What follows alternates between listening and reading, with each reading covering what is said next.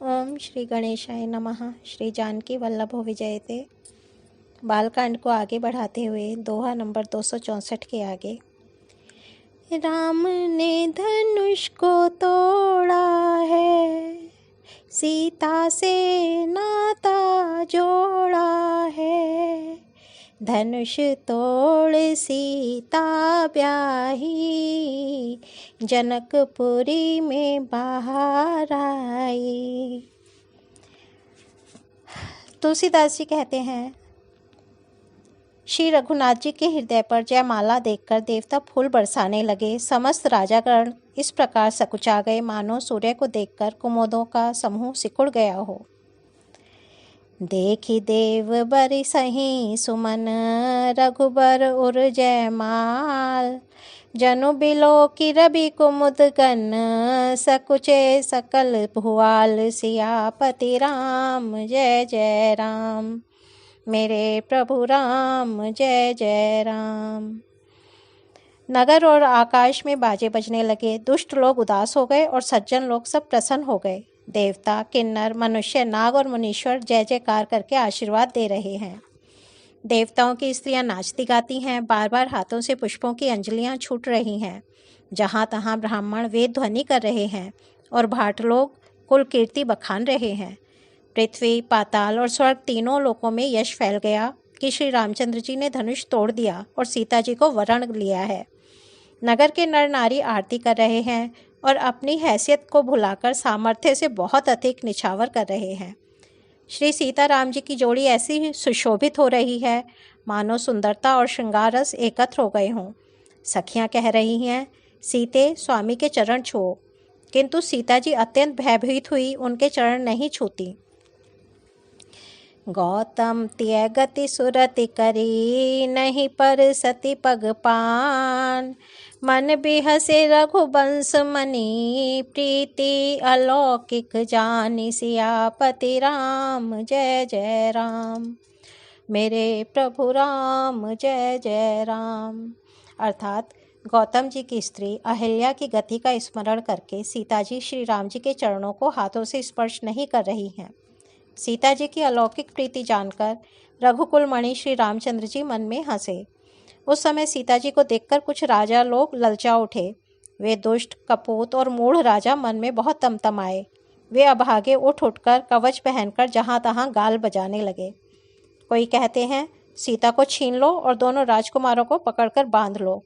धनुष तोड़ने से ही चाह नहीं पूरी होगी। हमारे जीते जी राजकुमारी को कौन ब्याह सकता है। यदि जनक कुछ सहायता करें तो युद्ध में दोनों भाइयों सहित उसे भी जीत लो। ये वचन सुनकर साधु राजा बोले, इस निर्लज राज समाज को देखकर तो लाज भी लजा गई है। अरे तुम्हारा बल, प्रताप, वीरता, बड़ाई और प्रतिष्ठा तो धनुष के साथ ही चली गई। वही वीरता थी कि अब कहीं से मिली है। ऐसी दुष्ट बुद्धि है तभी तो विधाता ने तुम्हारे मुखों पर कालिख लगा दी है। देखहूँ राम ही नयन भरी, तजी ईरिषा मधु को। लखन रोषु पावकु प्रबल, जानी सलभ जनि हो। सियापति राम जय जय राम, मेरे प्रभु राम जय जय राम। अर्थात ईर्ष्या, घमंड और क्रोध छोड़कर नेत्र भरकर श्री राम जी की छवि को देख लो। लक्ष्मण के क्रोध को प्रबल अग्नि जानकर उसमें पतंगे मत बनो। जैसे गरुड़ का भाग कौवा चाहे, सिंह का भाग खरगोश चाहे, बिना कारण ही क्रोध करने वाला अपनी कुशल चाहे, शिवजी से विरोध करने वाला सब प्रकार की संपत्ति चाहे, लोभी लालची सुंदर कीर्ति चाहे, कामी मनुष्य चाहे तो क्या पा सकता है। और जैसे श्री हरि के चरणों से विमुख मनुष्य मोक्ष चाहे, हे राजाओं, सीता के लिए तुम्हारा लालच भी वैसा ही व्यर्थ है। कोलाहल सुनकर सीता जी शंकित हो गईं। तब सखियां उन्हें वहां से ले गईं जहां रानी सीता जी की माता थी। श्री रामचंद्र जी के मन में सीता जी के प्रेम का बखान करते हुए स्वाभाविक चाल से गुरु जी के पास चले। रानियों सहित सीता जी दुष्ट राजाओं के दुर्वचन सुनकर सोच के वश में हैं कि ना जाने विधाता अब क्या करने वाले हैं। राजाओं के वचन सुनकर लक्ष्मण जी इधर उधर ताकते हैं, किंतु श्री रामचंद्र जी के डर से कुछ बोल नहीं पाते। अरुण नयन भ्रिकुटी कुटिल निश्चितवन नृपन सकोप। मनहु मत गज गन निरखी सिंह किशोर ही चोप। सियापति राम जय जय राम, मेरे प्रभु राम जय जय राम। उनके नेत्र लाल और भौहें टेढ़ी हो गईं और वे क्रोध से राजाओं की ओर देखने लगे, मानो मतवाले हाथियों का झुंड देखकर सिंह के बच्चे को जोश आ गया हो। खलबली देखकर जनकपुर की स्त्रियां व्याकुल हो गईं और सब मिलकर राजाओं को गालियां देने लगीं। उसी मौके पर शिवजी के धनुष का टूटना सुनकर भृक्कुल रूपी कमल के सूर्य परशुराम जी आए। इन्हें देखकर सब राजा सकुचा गए, मानो बाज के झपटने पर बटेर छिप गए हों। गोरे शरीर पर भस्म बड़ी फब रही है और विशाल ललाट पर त्रिपुंड विशेष शोभा दे रहा है। सिर पर जटा है, सुंदर मुख चंद्र क्रोध के कारण कुछ लाल हो आया है। भौहें टेढ़ी और आंखें क्रोध से लाल हैं। सहज ही देखते हैं तो भी ऐसा जान पड़ता है मानो क्रोध कर रहे हैं। बैल के समान ऊंचे और पुष्ट कंधे हैं, छाती और भुजाएं विशाल हैं। सुंदर यज्ञोपवीत धारण किए, माला पहने और मृग चर्म लिए हैं। कमर में मुनियों का वलकल और 2 तरकस बांधे हैं। हाथ में धनुष बाण और सुंदर कंधे पर फरसा धारण किए हैं। शांत बेशु करनी कठिन बरनी न जाई स्वरूप। धरि मुनि तनु जनु बीर रसु आयौ जह सह भूप। सियापति राम जय जय राम, मेरे प्रभु राम जय जय राम। अर्थात शांत वेश है परंतु करनी बहुत कठोर है। स्वरूप का वर्णन नहीं किया जा सकता। मानो वीरस ही मुनि का शरीर धारण करके जहाँ सब राजा लोग हैं वहाँ आ गया हो। परशुराम जी का भयानक वेश देखकर सब राजा भय से व्याकुल हो उठे और पिता सहित अपना नाम कह कहकर सब दंडवत प्रणाम करने लगे। परशुराम जी हित समझकर भी सहज ही जिसकी ओर देख लेते हैं वह समझता है मानो मेरी आयु पूरी हो गई। फिर जनक जी ने आकर सिर नवाया और सीता जी को बुलाकर प्रणाम कराया। परशुराम जी ने सीता जी को आशीर्वाद दिया। सखियां हर्षित हुईं और वहां अब अधिक देर ठहरना ठीक ना समझकर वे सयानी सखियां उनको अपनी मंडली में ले गईं। फिर विश्वामित्र जी आकर मिले और उन्होंने दोनों भाइयों को उनके चरण कमलों पर गिराया। विश्वामित्र जी ने कहा, ये राम और लक्ष्मण राजा दशरथ के पुत्र हैं। उनकी सुंदर जोड़ी देखकर परशुराम जी ने आशीर्वाद दिया।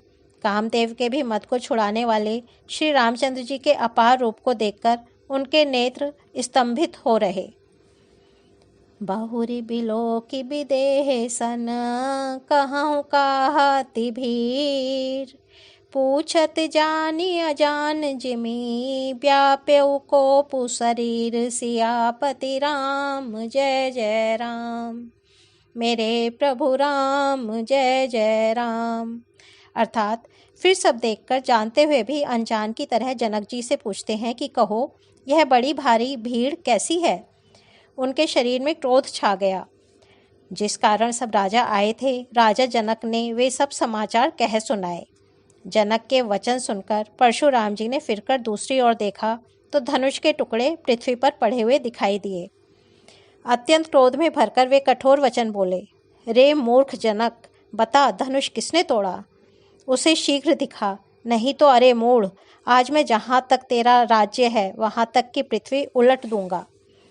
राजा को अत्यंत डर लगा, जिसके कारण वे उत्तर नहीं देते। यह देखकर कुटिल राजा मन में बड़े प्रसन्न हुए।